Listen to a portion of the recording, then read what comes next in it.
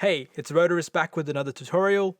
This time round, I am running through a list of tips and tricks that I use when I'm working with MIDI in Ableton Live.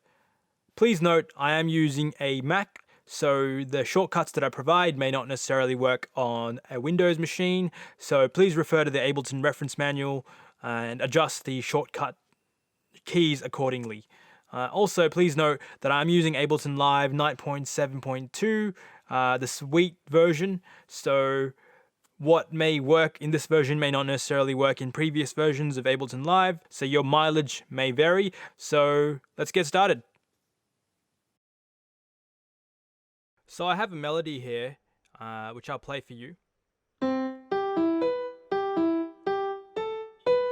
Now, if I'd like to shift this melody down an octave or up an octave, I can do this manually by selecting all and just dragging these notes down, or I can use this trick where I can hold the shift key and use the up and down arrows to shift up or down an octave. So I'm going to shift this, all these MIDI notes down an octave. I'm holding shift, pressing down, and I'll play it back. There you go, so you can shift octaves pretty easily, and of course you can shift it multiple octaves as well. So now I've shifted it 2 octaves above where it was, and there you go. An easy way to adjust the velocity of a MIDI note is simply by hovering over the MIDI note itself, holding the command key, and dragging up or down. You can also do this for multiple selected MIDI notes. Let me select it again, drag up or down to adjust the velocity. You can use the arrow keys to move MIDI notes. So if I select this MIDI note and use the left and right arrow keys, I can move the MIDI notes. But if you just wanted to move the MIDI note slightly, you can nudge it by holding the command key and using the left or right arrow keys.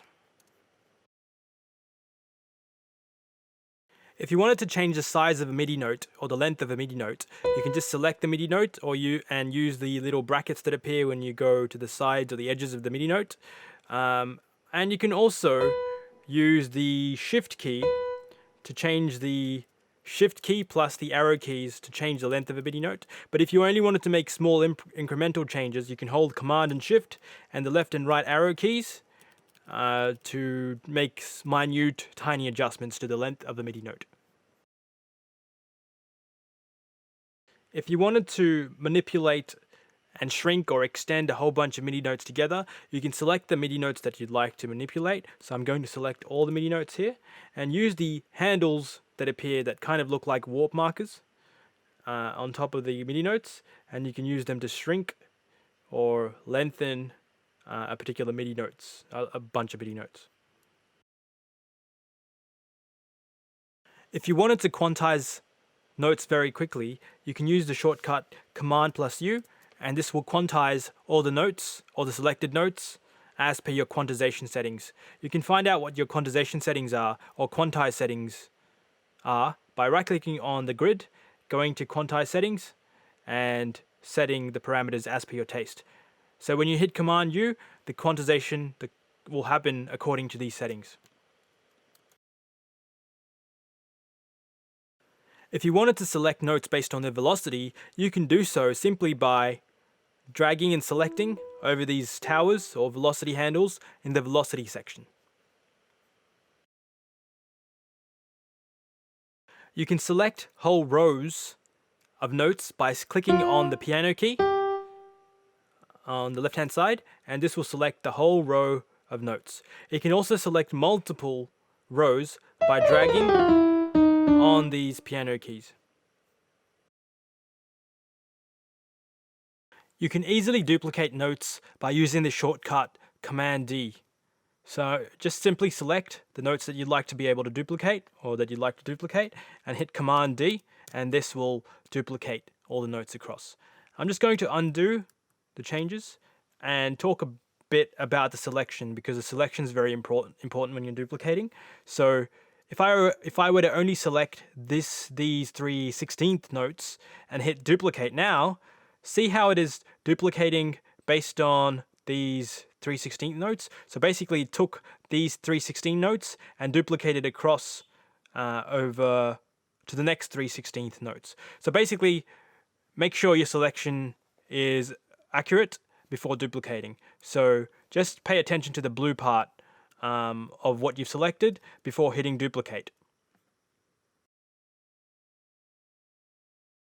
Another way you can easily copy or duplicate notes is select the notes that you want and hold down the Alt key or the Option key on a Mac and drag across. And this will duplicate. This is very similar to other programs such as Photoshop, where holding the Alt key is essentially a way to copy. If you wanted to create notes, you can just double click on the various MIDI note slots or the grid slots. Another way is just to activate the pen mode or the draw mode by hitting B or right clicking on the grid and going to draw mode and just sort of dragging and easily sort of drawing on notes quite quickly. And of course you can do the opposite and delete notes just as quickly as well. The fold option on the top left hand corner is quite useful to zone in and only show the notes that you're focused in on or the notes you're interested in. Basically, if you hit activate this mode, it will only show the MIDI notes or the piano roll that contain notes in the MIDI area. So basically, it's collapsing it all down into just the notes that are actually in the MIDI area. You can use this mode to sort of stick to a scale as well. This is quite a handy thing to do. So let me show you what I mean. So I'm going to create a new clip here and I'm going to draw in the notes of the C major scale.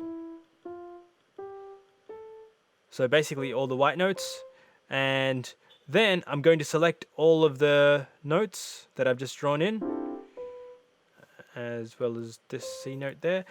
And then I'm going to hit the left arrow, and this will push it out of the area that actually plays the MIDI notes.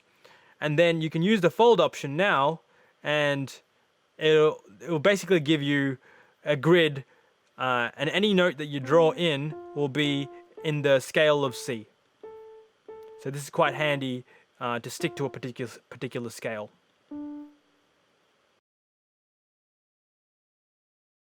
If you enable the Audition option, you can hear the sounds that are available on the piano roll. So what I'm talking about is this option here that looks like the headphones, some headphones. Just click on it, it will turn blue, and if you now click on the MIDI or the piano roll, it will give you a preview of the sound that you're clicking on.